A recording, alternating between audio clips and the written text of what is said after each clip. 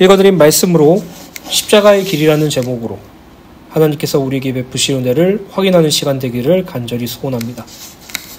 본문 말씀은 대제사장 가야바와 산헤드린 공회가 예수를 재판하는 장면에 대해서 기록되어 있어요. 사실 재판이라고 말하기도 어려운 것이 그들은 편법을 쓰고 부정을 저질러서 어떻게 해서든지 예수를 빠른 시일 내로 재판을 하도록 하여 로마 총독인 빌라도에게 보내려고 방법을 쓴 거죠. 저는 이 말씀을 묵상하면서 세 가지 그 고백이 나오게 됐어요. 그것이 무엇이냐면은 인간에게 있어서 가장 큰 불행은요, 하나님께 대하여 무지한 것이라는 사실이에요. 인간에게 있어서 가장 큰 저주는요, 하나님의 살아계심을 부인하는 것이에요. 인간에게 있어서 죄는요, 하나님의 구원을 부인하는 것이에요.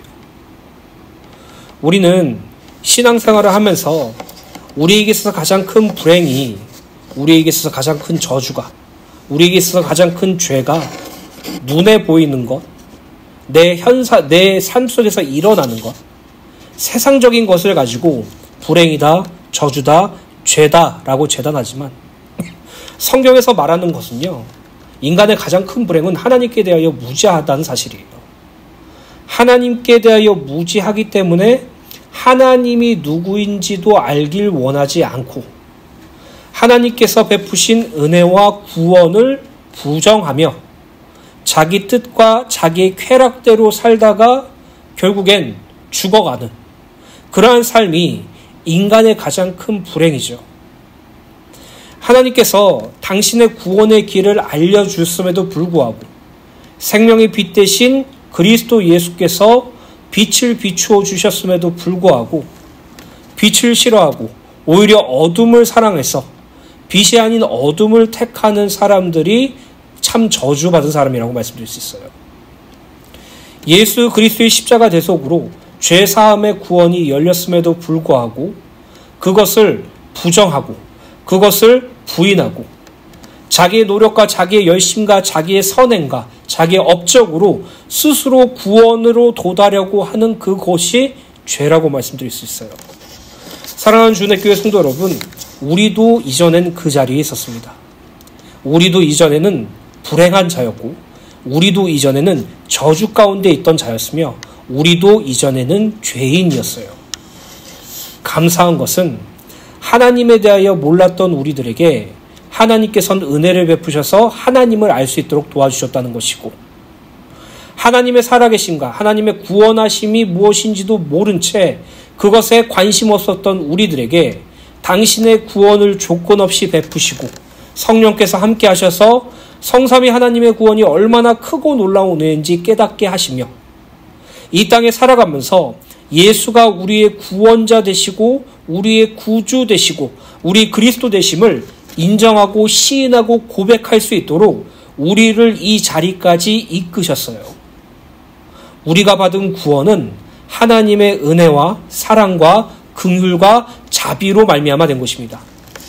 오늘 예수께서 재판을 받으시는 이 장면을 통해서 하나님의 택하심이 얼마나 크고 놀라운지 깨닫게 되길 소원하며 우리를 흑암에서 빛으로 죄에서 의로 인도해 주신 성삼위 하나님을 바라보는 은혜가 있게 되기를 예수님의 이름으로 축복합니다.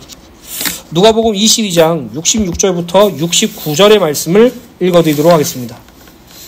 날이 새매 백성의 장로들 곧 대제사장들과 서기관들이 모여서 예수를 그 공회로 끌어들여 이르되 내가 그리스도이거든 우리에게 말하라.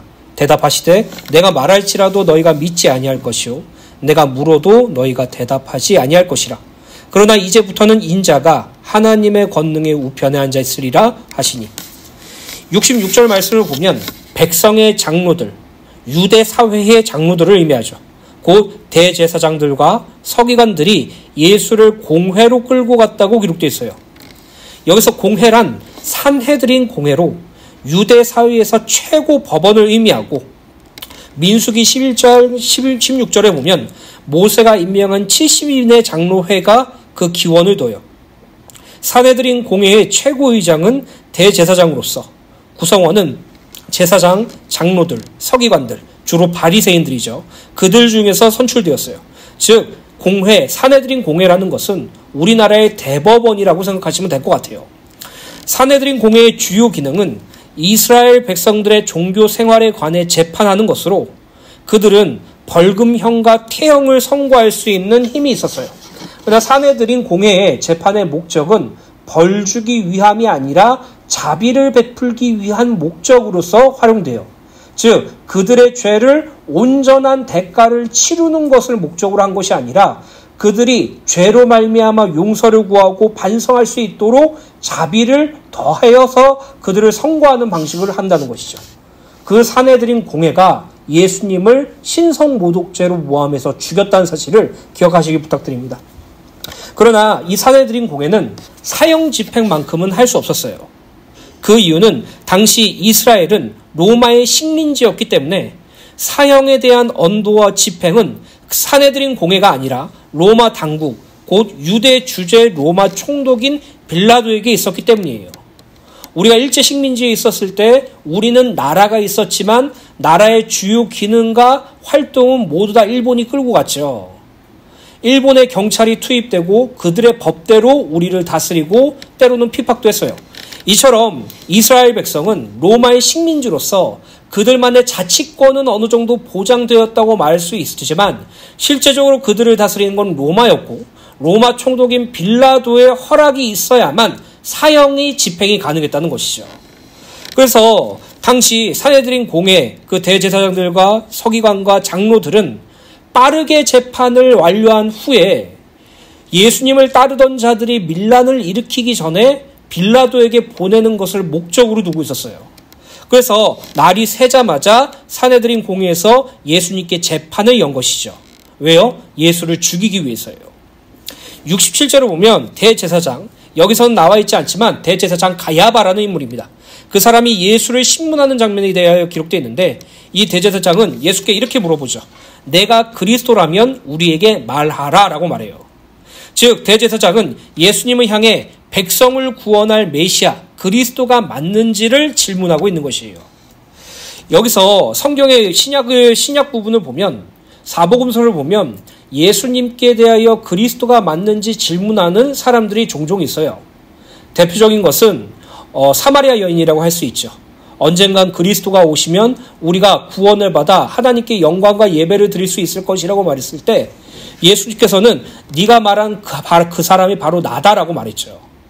이처럼 예수님이 구원자 되시고 메시아 되시고 그리스도 되시냐는 그 질문과 그 생각을 가진 무리들이 상당히 많았어요. 근데 그 사람들과 지금 이 대제사장의 이 대제사장의 질문은 서로 마음이 틀리죠. 그들은 진실로 예수께서 우리를 구원할 메시아인가 그러길 간절히 소원한다라는 마음으로 물었던 반면 이 대제사장은 당신이 그리스도라고 고백하는 순간 신성모독죄로 사형을 집행할 수 있다라는 그 명분으로 예수께 질문하고 있던 것이에요. 즉 대제사장은 예수님을 향해 백성을 구원할 메시아 그리스도가 맞는지 증명하는 것은 그것은 철저하게 예수님을 죽이려는 목적 속에서 이루어졌다는 것이죠. 그 이유는 예수로부터 자신이 그리스도라는 답변을 얻어낼 수만 있다면 신성모독죄로 엮을 수 있고 더 나아가 로마법에서 사형에 해당하는 정치적 현명가, 즉 반역자로서 예수를 고소할 수 있기 때문이에요. 말씀을 정리하자면 사내들의 공회의 인원들, 대제사장들과 장로들과 서기관들은 하나님께서 당신의 긍휼하심과 사랑하심으로 자기 백성을 구원하시기 위하여 이 세상에 보내신 예수를 메시아 그리스도로 믿지 않았고 오히려 예수를 시기하고 예수를 질투하고 미워하며 어떻게 해서든지 죽일 방법을 찾다가 결국 신성모독죄와 반역죄라는 명목으로 유대 총독 빌라도에게 넘겨주려고 하였던 것이에요. 67절부터 68절을 보면 예수께서는 당신에게 그리스도가 맞느냐고 질문한 대제사장에게 이렇게 말씀하시죠. 내가 말하여도 너희가 믿지 않을 것이며 내가 물어도 너희가 대답하지 않을 것이다 라고 말씀하셨어요. 예수께서는 당신이 그리스도라고 인정한다고 할지라도 너희들은 그것을 믿지 않을 것이고 또 예수께서 그들에게 내가 그리스도가 맞느냐라고 물어도 너희는 절대 그렇다고 대답하지 않을 것이라고 말씀하세요. 왜 이렇게 말씀하십니까? 너희들이 나를 그리스도라고 물어보는 것은 정말로 하나님이 보내신 구원자이심을 사모하면서 물어보는 것이 아니라 신성모독죄로 엮어서 사형을 집행하려고 하는 그런 죄 가운데 있는 질문이기 때문에 내가 그리스도라고 하더라도 너희들은 그것을 믿지 않을 것이야. 내가 그리스도가 맞느냐라고 너희들에게 질문하도 너희는 거기에 대답하지 않을 것이다 라고 이렇게 말하고 있는 것이죠. 예수께서는 당신이 그리스도라고 인정한다고 할지라도 너희들은 믿지 않을 것이고, 또 내가 그리스도가 맞느냐라고 물어도 너희는 절대로 그렇다고 대답하지 않을 것임을 말씀하세요. 예수께서는 그들의 질문이 신앙고백적 질문이 아니라 자신을 죽이려는 증거를 찾기 위함임을 이미 아시고 이렇게 말씀하신 것이에요. 자기들의 눈앞에 있는 하나님의 아들 그리스도 예수가 있음에도 불구하고 그들은 그리스도를 거부하고 하나님의 아들을 거절하며 어떻게 하면 죽일 수 있을지에 대하여 생각만 하고 있는 것이에요. 그런 그들에게 예수께서는 69절에 아주 의미심장한 말씀을 하시죠. 읽어드리겠습니다. 그러나 이제부터는 내가 하나님의 권능의 오른편에 앉을 것이다 라고 말씀하세요. 너희들이 나를 그리스도로 믿지 않더라도, 너희들이 유도신문으로 나에게 신성모독죄로 엮여 나를 죽이려고 한다고 할지라도, 너희들이 나를 부인하고 너희들이 나를 부정하고 너희들이 나를 거부한다고 할지라도 나는 변함없이 이 세상의 구원을 베풀 메시아고 이 세상의 구원을 성취할 그리스도이며 이 그리스도의 모든 삶을 완성한 후에 하나님의 권능의 보좌 우편에 앉을 것이다 라고 선언하고 계신 것이죠. 여기서 하나님의 권능이란 하나님의 전 우주적 통치를 가리켜요. 세상을 창조하신 하나님은 하늘 보좌에 앉아 세상을 다스리고 계세요. 그리고 하나님 우편에 앉는다는 것은 바로 이러한 하나님의 통치에 협동하여서 함께 통치하는 것을 의미해요. 유대 사회에서 우편이라는 단어는 매우 중요한 의미를 가지고 있는데 우편은 힘과 통치를 상징하기 때문이에요. 또한 우편에 앉는다라는 것은 참석과 동참의 의미를 지니며 특정한 지위와 장소를 점유하여 앉아있는 것을 가리켜요. 고대 근농 지방에서는 전쟁에서 큰 공을 세운 장수에게 큰 잔치를 베풀고 왕의 옆자리에 앉게 하는 풍습이 있어요. 이것은 승전한 장군에게 주어지는 큰 명예로서 왕의 통치권에 참여하는 자가 된다는 상징적인 의미를 가지죠. 따라서 예수께서 하나님의 권능의 우편에 앉는다는 것은 만물의 주관자 되신 하나님과 함께 세상 통치의 동반자가 될 것이라는 사실을 밝히고 있는 것이요. 실제로 예수께서는 십자가에 죽으시고 부활하시고 승천하셔서 하나님 보좌 우편에 앉으셨죠. 하나님 보좌 우편에 앉으셔서 하늘과 땅의 모든 권세를 소유하시고 우리와 함께 하시며 우리를 그리스도의 제자로서 증인으로서 세워나가신다고 말하고 있어요. 비록 예수께서는 지금은 하나님의 구원, 곧 십자가의 길을 걸으셔야 하기 때문에 죄인이 아니신데도 죄인의 신분으로 산헤드린에게 재판을 받고 있지만 십자가의 길을 완전히 성취하신 후 부활과 승천을 통해 만물의 주관자와 심판자가 될 것임을 분명하게 밝히고 있어요. 즉 66절부터 69절의 말씀을 정리하자면 예수를 그리스도로 인정하지 않고 예수를 메시아, 구원자라고 인정하지 않으며 하나님의 아들이라는 사실을 거부하여서 자신들의 시기와 질투와 분노로 예수를 신성모독죄와 반역죄로 엮여서 죽이려고 하는 대제사장과 산헤드린 공원들에게 이렇게 말씀하시는 거예요. 너희들이 나를 그리스도로 믿지 않고 오히려 유도신문으로 나를 죽이려고 하지만 그러나 나는 너희들의 생각과 나를 죽이려는 모함과 상관없이 나는 진정한 하나님의 아들이고 메시아 그리스도이며 하나님의 구원 사역을 완성할 자이며 하나님의 구원 사역이 성취되고 난 뒤에는 하나님 보좌 우편에 앉아 있을 것이다 라고 선언하는 것이에요. 그들의 믿음과 상관없이 그들의 질투와 분노와 그들의 죽임과 상관없이 당신은 메시아 곧 그리스도라고 선언하고 있는 것이에요. 그래서 여러분 불신자들과 대화를 하시다 보면요 절대로 합쳐지는 논리가 합쳐지는 부분이 합쳐지지 않는 부분이 바로 이러한 부분이에요. 세상 사람들은요 예수를 구원자라고 인정하지 않아요. 잘 쳐서 성인 정도로만 보죠. 사랑을 가르치시는 분 이 정도만 보죠. 오히려 오늘날 한국 교회의 여러 가지 폐단과 단점들을 보면서 하나님과 교회와 예수님과 성도를 욕하는 삶을 많이 살아요. 그러한 자들에게 예수님께서 너희의 죄 때문에 십자가에 죽으시고 부활하시고 마침내 하나님 보좌 우편에 앉아 계신다라고 말하면 비웃어요, 여러분. 인정하지 않아요. 어떻게 이 세상이 창조되었냐라고 반문해요. 이 세상은 진화론에 기반되어 그렇게 나아지는 것이 아니냐라고 생각하죠. 오히려 세상에 대한 지식과 지성이 있는 사람들은 성삼위 하나님의 구원과 성경의 모든 부분을 부정할 수밖에 없어요. 그러나 그것과 상관없이 하나님은 하나님이시고, 그것과 상관없이 예수는 구원자시며, 그것과 상관없이 예수는 그리스도시며, 실제로 예수께서는 하나님 보좌 우편에서 세상을 주관하고 다스리고 계십니다. 이것이 우리의 믿음이에요. 그래서 십자가의 도가 멸망받을 자들, 하나님의 구원을 거부하는 자들에게는 미련하게 보이지만 구원을 받은 우리들에게는 하나님의 능력이요 지혜가 된다는 말이 바로 이런 뜻이에요. 저는 이 말씀을 보면서 너무나도 안타까웠던 것이 무엇이냐면, 대제사장이 누구입니까? 장로들은 누구입니까? 서기관 바리새인들은 누구입니까? 대제사장은요, 하나님께 제사 드리는 것을 직업으로 삼는 자들이에요. 하나님의 성전에 봉사하고 하나님의 성전을 가꾸며 하나님께 예배드리는 자들이 제사장이고, 거기에 우두머리가 대제사장이고요. 장로들은 누구입니까? 원래는 각 지파마다 장로가 있었지만 이제는 하나님을 온전히 섬기고 성경을 제대로 알고 남들을 가르칠 만큼 연륜이 있는 자들을 장로로 세웠죠. 즉 하나님을 믿는 신앙이 아주 뛰어나고 가까운 자들을 장로라고 칭할 수 있어요. 서기관들, 바리새인들은 누구입니까? 하나님의 주신 성경, 모세 율법을 연구하고 그 모세 오경대로 살려고 노력하고 몸부리치는 자들이요. 그렇게 하나님을 사랑하고 하나님을 섬기고 하나님께 예배드리고 하나님께 모든 것을 걸었던, 하나님의 말씀을 날마다 실천하려고 노력했던 그들이 예수를 죽이려고 했다고요. 하나님이 보내신 구원자를 신성모독죄와 반역죄로 죽이려고 하고 있다는 것이에요. 이게 얼마나 끔찍한 일입니까? 그냥 로마나 다른 이방인들의 손에 죽는 것이 아니라 하나님을 섬긴다고 하는 자들의 손에 예수께서 지금 신문을 받으시고 죽임을 당하려고 하시는 것이에요. 오늘 우리들이 얼마나 크고 놀라운 구원을 받았는지 다시 한번 회복되기를 간절히 소원합니다. 요한복음 8장 42절부터 46절의 말씀을 읽어드리도록 하겠습니다. 예수께서 이르시되 하나님이 너희의 아버지였으면 너희가 나를 사랑하였으니 이는 내가 하나님으로부터 나와서 왔음이라. 나는 스스로 온 것이 아니요 아버지께서 나를 보내신 것이니라. 예수께서 자기를 믿는 무리들을 향해서 하신 말씀이에요.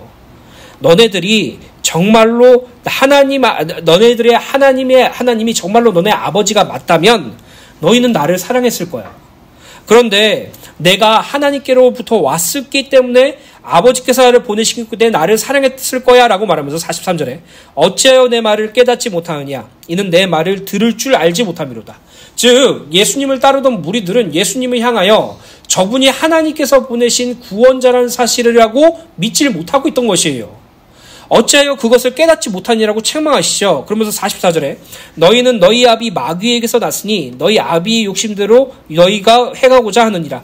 그는 처음부터 살인한 자요 진리가 그 속에 없으므로 진리에 서지 못하고 거짓을 말할 때마다 제 것으로 말하나니 이는 그가 거짓말쟁이요 거짓의 아비가 되었으니라.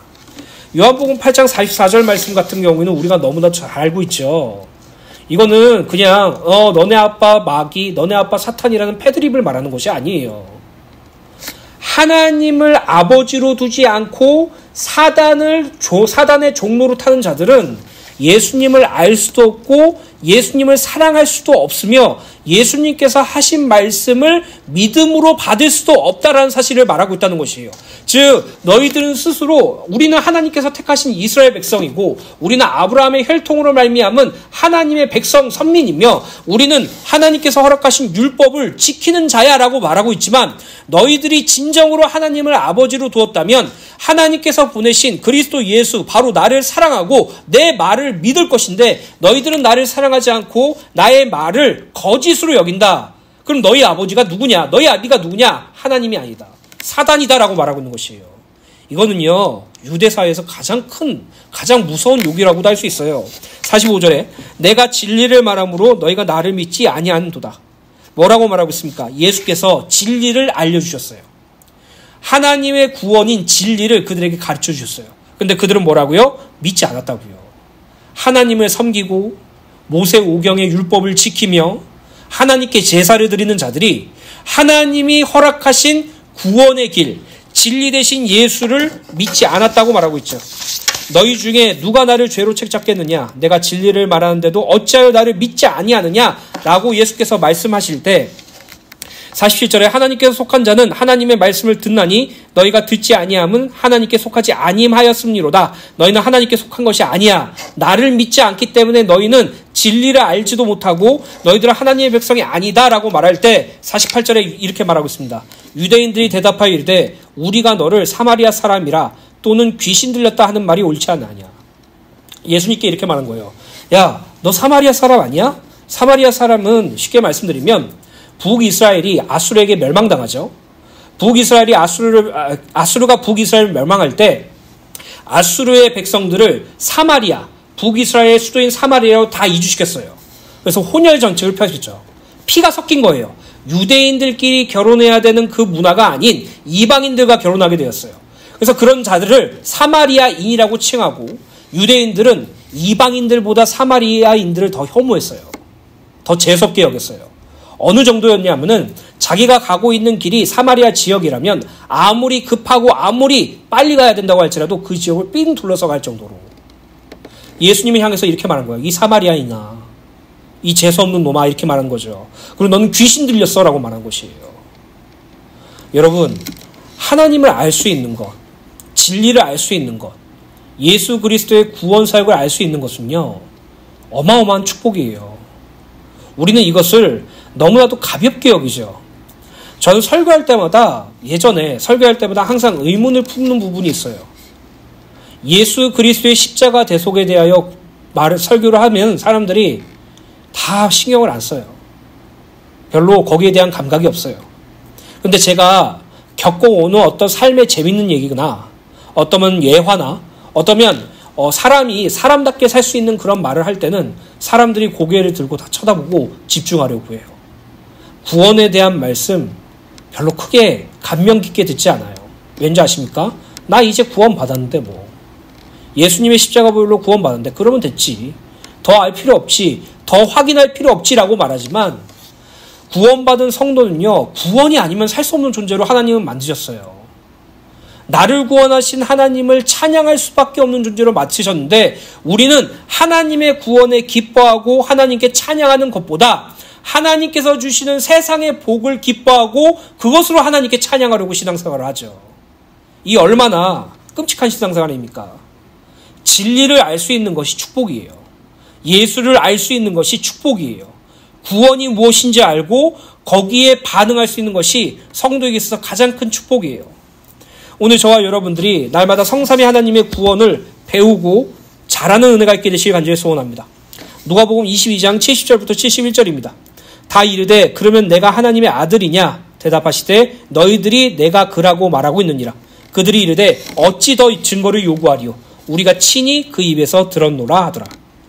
70절을 보면 산헤드린과 대제사장은 예수께 내가 하나님의 아들이냐라고 직접적으로 질문하죠. 유대인들의 율법으로 볼 때 명백하게 사형에 해당하는 신성모독죄로 예수를 정죄하고자 한 것이에요. 하나님의 아들이라 그러면은 하나님의 신성이 그대로 전해져 있는 자로 이 땅에 우리를 구원할 메시아라고 분명히 알아야 되는데 그들은 예수님을 메시아로 그리스도로 인정하지 않으니까 하나님의 아들이라고 말하면 신성모독죄로 엮일 수 있겠다라고 생각한 것이에요. 레위기서 24장 10절부터 16절을 보면 이러한 상황이 있어요. 애굽의 아비와 이스라엘의 어미를 둔 한 사람이 이스라엘 사람과 진영 중에서 싸우는 사건이 있었어요. 근데 이 사람이 싸우는 중에 여호와 하나님을 저주하고 모독하는 사건이 발생했어요. 이에 하나님께서는 모세에게 이렇게 말씀하셨어요.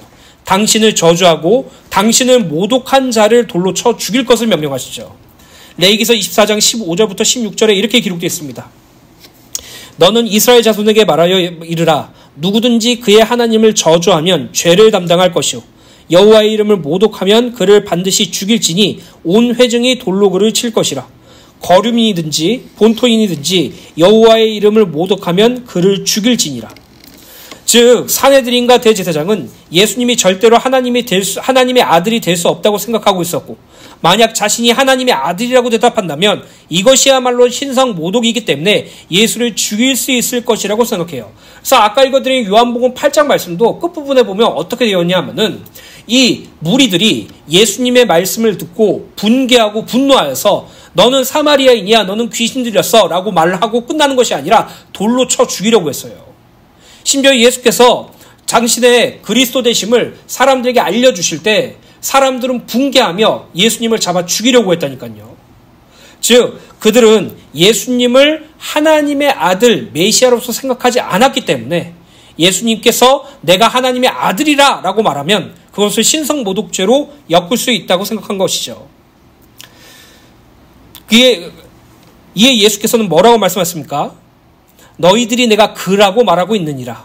뭐라고 말합니까? 그렇다, 내가 하나님의 아들이다 라고 선언하셨고, 그들은 예수님의 선언을 믿음으로 받아들이지 못하고 자신들의 기득권을 위협하는 예수의 사형에 처할 증거 자료로만 생각했죠. 병행 구절인 마태복음 26장 65절을 보면, 이에 대제사장이 자기 옷을 찢어 이르되 그가 신성모독하는 말을 하였으니 어찌 더 증인을 요구하리요? 보라, 너희가 지금 신성모독하는 말을 들었도다 라고 읽겠어요. 이 대제사장이 옷을 찢는다는 것은, 옷을 찢는다는 행위는 절망이나 슬픔, 수치심, 분노, 애통함 같은 심한 감정적 동요를 나타내는 행동이에요. 그러니까 자기 옷을 찢어버린다는 것은 너무 분노에 차 있고 너무 슬픔에 차 있다는 것을 보여주는 행동이죠. 이 대제사장이 예수께서 하나님의 아들이라는 그 말을 듣고 매우 슬픔과 분노와 수치심과 애통함을 느끼고 옷을 찢었다는 것이에요. 왜요? 그들에게 있어서 예수님은 이단이었기 때문에, 그들에게 있어서 예수님은 거짓 선지자였기 때문에. 여러분, 아까도 말씀드렸지만 대제사장이 어떤 직분입니까? 하나님께 제사를 담당하던 제사장들 가운데 우두머리를 의미해요. 하나님 앞에 이스라엘 백성, 유대인을 대표하는 존재예요. 하나님의 성전을 감독하고 봉사와 회개를 주관하는 매우 중요한 직분이에요. 하나님과 가까이, 또 하나님만을 온전히 섬기며 하나님의 일을 위하여 전생애를 바치는 그 대제사장이 예수 그리스도를 부인하고 있는 것이에요. 예수께서 하나님의 아들이라는 소리를 듣고 분개하고 분노하며 자기 옷을 찢고 예수를 죽여야 한다고 말하고 있는 것이에요. 여러분, 정말 끔찍하고 정말 이해할 수 없는 일이 아닙니까? 하나님의 아들이신 예수 그리스도, 우리를 구원하시기 위한 메시아 되신 예수를 신성모독죄로 죽이려고 하고 있다니까요. 진정한 하나님이신 그분께서, 완전한 구원을 이루신 그분을 알지 못하기 때문에 오히려 자신들이 신성모독을 하는 것을 깨닫지 못하고 예수를 신성모독죄로 죽이려고 한 것이에요. 하나님을 섬기고 하나님께 봉사하고 하나님께 예배드리고 하나님의 일을 전담하는 대제사장이 하나님께서 보내신 메시아를 알아보지 못하고 오히려 격분하여 죽이라고 하는 이 상황이 정말로 끔찍한 상황이죠. 그래서 하나님과 그가 보내신 예수, 그 그리스도를 알고 믿고 인정하고 시인하고 고백하는 우리가 얼마나 큰 축복을 받았는지 확인해야 돼요. 여러분, 교회를 다닌다고 구원받는 것이 아니에요. 교회를 간다고 하나님 나라 천국 가는 것이 아니에요. 교회에 오랫동안 나온다고 구원을 얻는 것도 아니며 교회를 오래 나온다고 지옥 안 가는 것이 아니에요. 예수를 믿어야지 구원받을 수 있어요. 예수를 알아야지 하나님 나라가 무엇인지 온전히 알 수 있어요. 그런데 우리는 예수님과 그분의 진리와 구원에 대해서는 무감각하고 세상의 것에 매료되고 세상의 성공에 매력을 느껴서 하나님께 그것을 이용하려고 하는 신앙을 너무나도 당연하게 하고 있죠. 그래서 우리 주은혜교회 성도님들만큼은 항상 여러분들이 받은 구원이 무엇인지 알고 누리고 그것으로 증거하고 그것으로 삶을 살아가는 자리까지 나아가셔야 돼요. 오늘 저와 여러분들이 이 땅에 살아가면서 날마다 하나님의 구원이 무엇인지 알게 되기를 간절히 소원합니다. 마태복음 12장 31절부터 32절 현대인의 성경으로 보면 예수께서 이렇게 말씀하고 있어요. 진정한 신성모독이 무엇인지 알려주시죠. 그러므로 내가 너희에게 말한다. 사람이 무슨 죄를 짓든지 무슨 신성모독적인 말을 하든지 그들은 용서받을 것이다. 그러나 성령을 모독하는 것은 용서를 받지 못할 것이다. 또 누구든지 인자를 거슬러 말하는 사람은 용서를 받겠으나 성령을 거슬러 말하는 사람은 이 세상에서도 오는 세상에서도 용서를 받지 못할 것이다. 예수께서 하신 말씀이죠. 무슨 죄를 짓든, 심지어 너희들이 신성모독적인 죄를 짓든 용서받을 수 있다. 예수 그리스도의 피로 용서받을 수 있다. 그런데 하나만큼은 절대로 용서받지 못하는데, 그것은 성령을 모독하는 것만큼은 용서받을 수 없다는 말이죠. 또 심지어 예수님을 거슬러 말하는 사도 용서받을 수 있다. 그러나 성령을 거슬러 말하는 사람은 이 세상에서도 오늘 세상에도 절대로 용서받지 못할 것이라고 말하고 있어요. 성령을 모독한다, 성령을 거슬러 말한다는 것은 성령님께 욕하고 그분의 폄하하고 조롱하는 것이라는 의미보다 성령께서 하시는 사역을 부인하고 성령께서 하시는 일들을 거부하며 성령께서 이루시는 것들을 부인하는 것을 의미해요. 그럼 성령께서 하시는 일이 무엇입니까? 성령이 아니고서는 예수를 주라 시인할 수 없어요. 오직 성령님을 통해서만 예수님의 구주 되심을 시인할 수 있죠. 성령께서 무엇을 하십니까? 우리와 함께 하셔서 우리가 하나님의 자녀가 되었다는 것을 보증해 주세요. 성령께서 무엇을 하십니까? 우리를 구원, 복음, 진리 가운데로 인도하시고 하나님의 뜻 가운데로 인도하세요. 그래서 성령을 모독하고 성령을 거슬러 말하는 자는 절대로 용서받지 못한다는 말이에요. 왜요? 구원이 하나님의 구원을 부정하고 부인하는 것과 똑같기 때문이에요. 오늘 저와 여러분들이 신앙생활을 하면서 정말로 중요한 것이 무엇인지 깨닫게 되기를 간절히 소원합니다. 결론입니다. 요한복음 1장 9절부터 12절 말씀 읽어드리겠습니다. 참 빛 곧 세상이 와서 각 사람에게 비추는 빛이 있어나니 그가 세상에 계셨으며 세상은 그로 말미암아 지은 바 되었으되 세상이 그를 알지 못하였고 자기 땅에 오매 자기 백성이 영접하지 아니하였으나 영접하는 자 곧 그 이름을 믿는 자들에게는 하나님의 자녀가 되는 권세를 주셨으니 이는 혈통으로나 육정으로나 사람의 뜻으로 나지 아니하고 오직 하나님께로부터 난 자들이니라. 요한복음 1장 9절에 보면 참 빛이 있었대요. 각 사람에게 비추는 빛이 있었대요. 그 빛은 예수님을 의미하죠.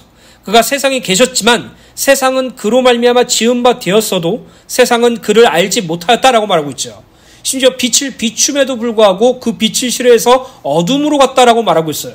그러나 영접하는 자, 그 예수 그리스도의 이름을 믿는 자들에게는 하나님의 자녀가 되는 권세를 주셨다고 말하고 있고, 이 하나님의 자녀가 되는 권세는 인간의 혈통이나 인간의 육정, 간절한 마음이나 인간의 사람의 뜻, 좋은 뜻으로 나지 아니하고 오직 하나님께로부터 난 자들이라 라고 말하고 있어요.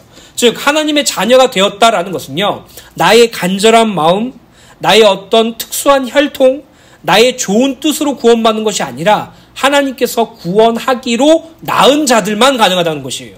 그 구원을 누가 받았습니까? 우리가 받았죠. 어떻게 받았습니까? 고린도후서 4장 3절부터 6절입니다. 만일 우리의 복음이 가리었으면 망하는 자들에게 가리어진 것이라.